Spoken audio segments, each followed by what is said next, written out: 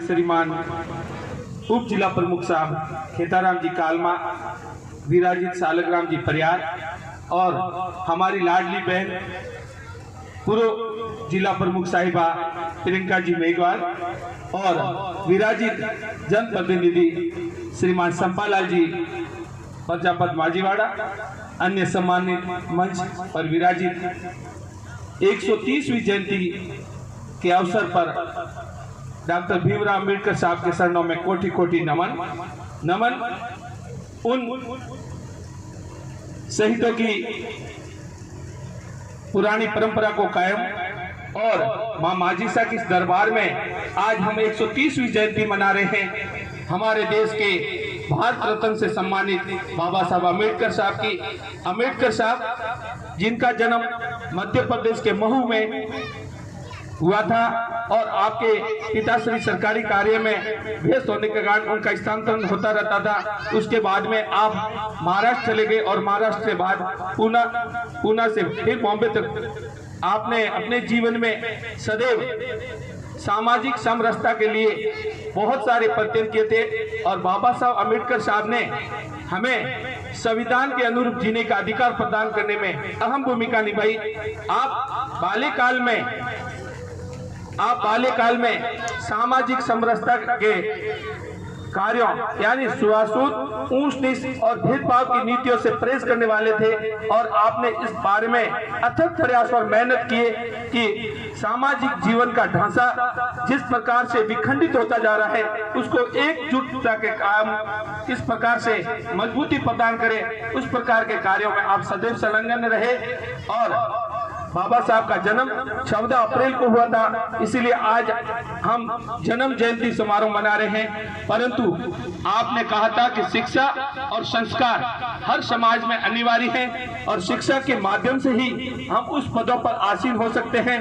आज हम उन दो बातों को अपना लें, शिक्षा और संस्कार को, तो निश्चित रूप से हम हमारे समाज के ढांचे को मजबूती प्रदान कर सकते हैं। बाबा साहब की कही गई बातों को हम अपने जीवन में अंगीकार करें तो निश्चित रूप से हम अपने भविष्य को मजबूत कर सकते हैं। परंतु आज कठोर और विडंबना है कि शिक्षा जो कि किताबी मात्र रह गई है, जबकि हम शिक्षा के माध्यम से उच्चतम पदों को पा सकते हैं, अपने भविष्य को मजबूत बना सकते हैं, अपने परिवार को मजबूत बना सकते हैं, समाज को मजबूत बना सकते हैं और राष्ट्र के निर्माण में अहम योगदान दे सकते हैं। परंतु आज तकलीफ यहाँ रुकी है कि शिक्षा के क्षेत्र में हमारे बच्चों को हम स्कूल भेजने से बड़ी दूरी बनाए रखते हैं, जबकि हकीकत ये होनी चाहिए कि हमें शिक्षा की अलग जगानी चाहिए और शिक्षा के माध्यम से उच्चतम पदों को प्राप्त किया जा सकता है। जिस प्रकार से घास फूस की झोपड़ी में जीवन यापन करने वाले रामदेव कोविंद देश के राष्ट्रपति बन सकते हैं, तो अपना बच्चा क्यों नहीं।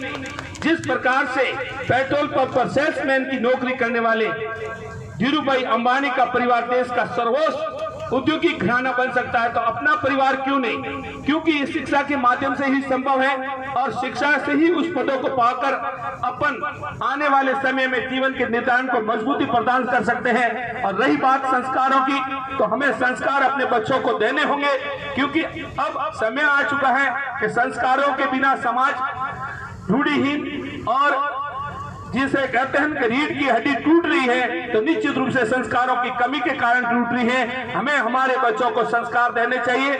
बच्चों का अधिकतर समय विद्यालय परिवार में तो मात्र 7 घंटे गुजरता है, बाकी के 17 घंटे परिवार में गुजरते हैं। इसीलिए मैं विराजित सभी महानुभावों से निवेदन करूंगा कि आप अपने बच्चों में संस्कार के बीज बोए, ताकि संस्कार के माध्यम से वे अपने जीवन को सफलता के और अक्सर कर सके।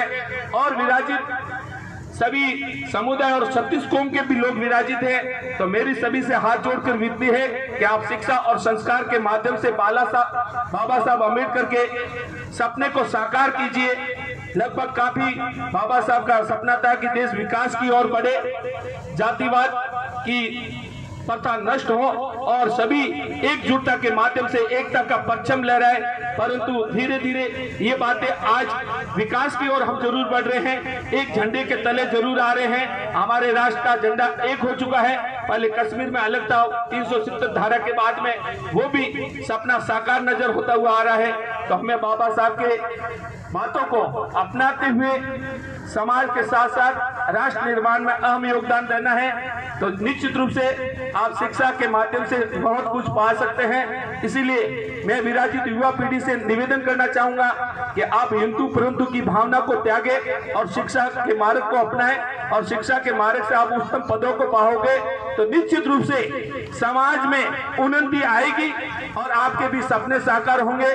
और आने वाले समय में आप जब घर से निकले तो विदा के लिए निकले और विदा अर्जन करें, राहों को भटके नहीं, किसी चौराहे पे बीड़ी की शॉप पर खड़े रहकर सिगरेट के लावे न लेवे, और निश्चित रूप से तपती हुई धूप में उस माँ की अंगुलियों को याद रखना जिस माँ ने बड़े सपने देखे हैं, और तपती हुई भरी दोपहरी में खेत में खड़े पिता को देखना जिन्होंने सपना देखा है कि मेरा बेटा पढ़ लिख कर कुछ उच्च पदों पर आसीन होगा और घर के सपने को साकार करेगा, समाज का नाम रोशन करेगा, राष्ट्र के नव निर्माण में अपना योगदान देगा।